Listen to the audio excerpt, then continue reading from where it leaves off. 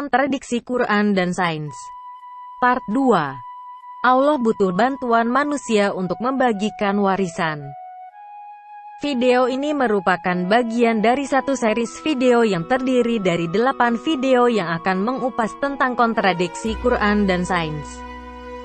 Adapun judul-judul video tersebut adalah Kontradiksi Quran dan Sains, Part 1 Dari Mana Keluarnya Sperma.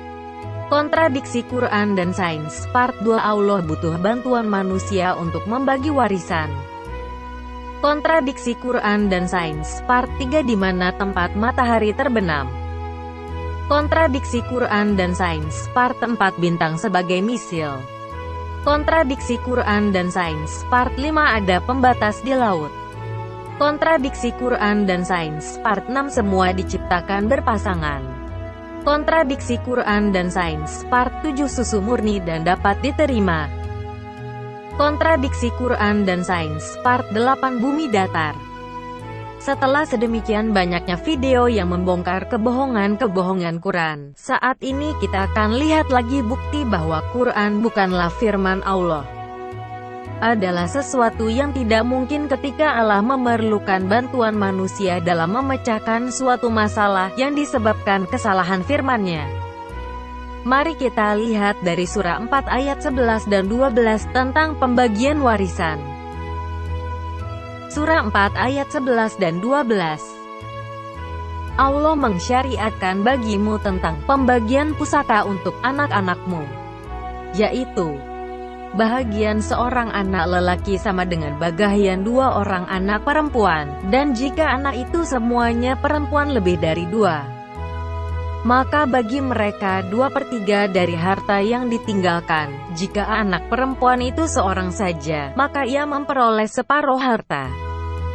Dan untuk 2 orang ibu bapa, bagi masing-masingnya 1/6 dari harta yang ditinggalkan. Jika yang meninggal itu mempunyai anak, jika orang yang meninggal tidak mempunyai anak dan ia diwarisi oleh ibu bapanya saja, maka ibunya mendapat 1/3. Jika yang meninggal itu mempunyai beberapa saudara, maka ibunya mendapat 1/6. Pembagian tersebut di atas sesudah dipenuhi wasiat yang ia buat dan sesudah dibayar hutangnya. Tentang orang tuamu dan anak-anakmu, kamu tidak mengetahui siapa di antara mereka yang lebih dekat banyak manfaatnya bagimu. Ini adalah ketetapan dari Allah. Sesungguhnya Allah Maha Mengetahui lagi Maha Bijaksana. Dan bagimu suami-suami 1/2 dari harta yang ditinggalkan oleh istri-istrimu, jika mereka tidak mempunyai anak. Jika istri-istrimu itu mempunyai anak, maka kamu mendapat 1/4 dari harta yang ditinggalkannya sesudah dipenuhi wasiat yang mereka buat dan sesudah dibayar hutangnya. Para istri memperoleh 1/4 harta yang kamu tinggalkan jika kamu tidak mempunyai anak. Jika kamu mempunyai anak, maka para istri memperoleh 1/8 dari harta yang kamu tinggalkan sesudah dipenuhi wasiat yang kamu buat dan sesudah dibayar hutang-hutangmu. Jika seseorang mati, baik laki-laki maupun perempuan yang tidak meninggalkan ayah dan tidak meninggalkan anak, tetapi mempunyai seorang saudara laki-laki seibu saja atau seorang saudara perempuan seibu saja, maka bagi masing-masing dari kedua jenis saudara itu 1/6 harta. Tetapi jika saudara-saudara seibu itu lebih dari seorang, maka mereka bersekutu dalam yang 1/3 itu, sesudah dipenuhi wasiat yang dibuat olehnya atau sesudah dibayar hutangnya dengan tidak memberi mudarat kepada ahli waris. Allah menetapkan yang demikian itu sebagai syariat yang benar-benar dari Allah, dan Allah Maha Mengetahui lagi Maha Penyantun. Suatu saat ada satu orang laki-laki yang meninggal dunia, dan meninggalkan 24 juta rupiah. Dia mempunyai seorang istri dan 2 orang anak perempuan, dan dia tidak mempunyai anak laki-laki. Kedua orang tua, ayah dan ibunya dari yang meninggal pun masih hidup. Lalu bagaimana cara pembagian warisannya menurut firman Allah? Menurut ayat di atas pembagiannya adalah sebagai berikut. Sang istri akan mendapatkan 1/8 dari 24 juta atau sama dengan 3 juta rupiah. Dua anak perempuannya akan mendapatkan masing-masing 2/3 dari 24 juta dibagi 2 sama dengan 8 juta rupiah. Sedangkan ayahnya akan mendapatkan 1/6 dari 24 juta sama dengan 4 juta rupiah. Dan ibunya juga akan mendapatkan 1/6 dari 24 juta sama dengan 4 juta rupiah.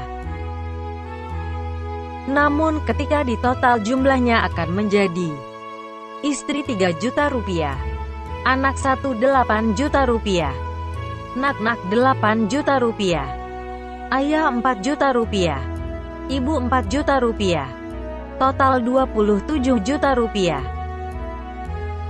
Padahal jumlah warisan hanyalah 24 juta rupiah. Jadi apakah Allah akan menambah kekurangan uang tersebut? Untuk memecahkan masalah ini, maka dibuatlah suatu metode yang namanya aul. Menurut sejarahnya, di masa Rasulullah sampai masa kekhalifahan Abu Bakar As-Siddiq RA, belum muncul kasus aul atau penambahan dalam persoalan pembagian waris. Permasalahan aul pertama kali muncul pada masa Khalifah Umar bin Khattab RA. Ibnu Abbas berkata, orang yang pertama kali menambahkan pokok masalah yakni aul adalah Umar bin Khattab.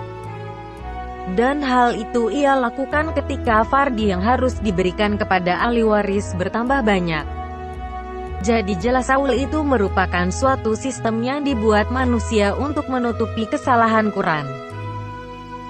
Apakah Allah yang disembah oleh kaum muslim, yang katanya maha tahu tidak tahu tentang cara berhitung? Tidak lulus sekolah dasar? Tidak mempunyai kalkulator ketika menurunkan wahyu tersebut? Sedemikian lemahnya sehingga harus meminta bantuan manusia memecahkan masalah yang dibuatnya sendiri? Patut disembah.